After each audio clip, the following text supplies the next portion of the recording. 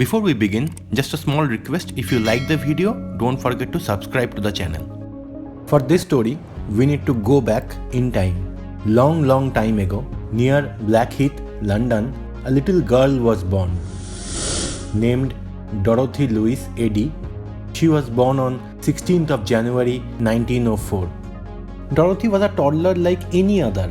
She ran, played and laughed all day and was a treasure to her doting parents. Everything was going fine, and then one day the unthinkable happened.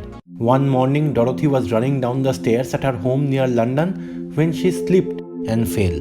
The doctors were immediately called, but the fall was severe. How much ever the doctors tried to revive her, they could not.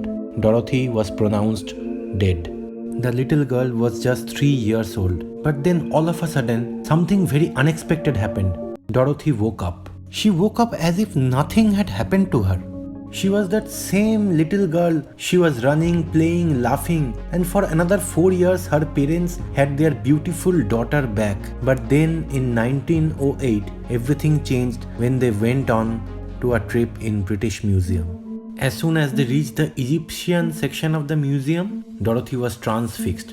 She couldn't get enough of the artifacts and sat with a glass enclosed mummy for a long time, refusing to go home with her parents. Her parents even caught a glimpse of her running around the statues and kissing their feet. This was the first time that Dorothy's parents became aware that the girl was behaving strangely.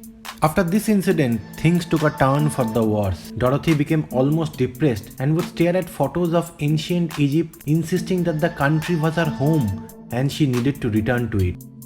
Unlike other kids, she wasn't interested in the storybooks or the books for the kids. Her focus was on Egypt. She became more and more interested about ancient Egypt, asking people and teachers questions about ancient Egypt and reading about ancient Egypt as she started growing. She had fallen in love with ancient Egypt. A picture of the temple of Seti, the first at Abydos, got her especially excited one day. She rushed to her father and shouted that this was the place which was her former home. Now, before she found the picture, Dorothy had dreams in which she saw the buildings and the greenery of ancient Egypt. Her interest and love for Egypt skyrocketed, and she joined study groups to learn more about reincarnation and spirituality.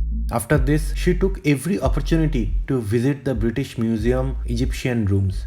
There, she eventually met E.A. Wallis Budge, who was taken by her youthful enthusiasm and encouraged her in the study of hieroglyphs. Hieroglyphs is the language of ancient Egypt. After this, many years passed like this and little Dorothy grew up.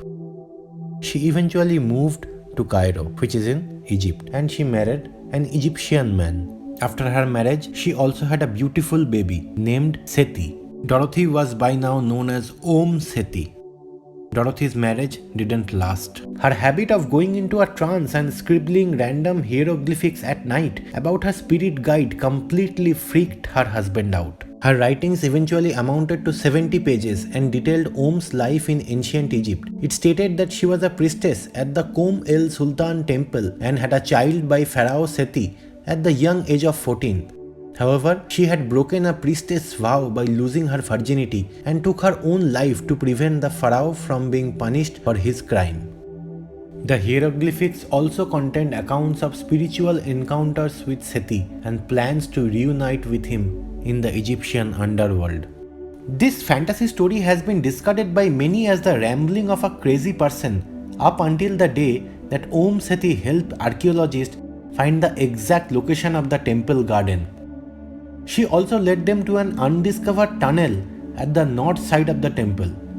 After this incident, people started taking her seriously and her name was known to more people now. After reaching the age of 60 in 1964, she was faced with mandatory retirement, but the Antiquities Department decided to make an exception to her retirement age rules and allowed her to work at Abydos for further 5 years until she retired in 1969. Om Seti died in 1981 after having lived the rest of her days at the Temple of Abydos. No rational explanation of her memories, dreams and knowledge of Egypt has been offered, and many skeptics find themselves wondering if Dorothy Eddy was in fact the reincarnation of the ancient Egypt priestess Om Seti. If you like the video, don't forget to like, share, subscribe and comment in both YouTube and Facebook. The channel needs your support to grow. Thank you.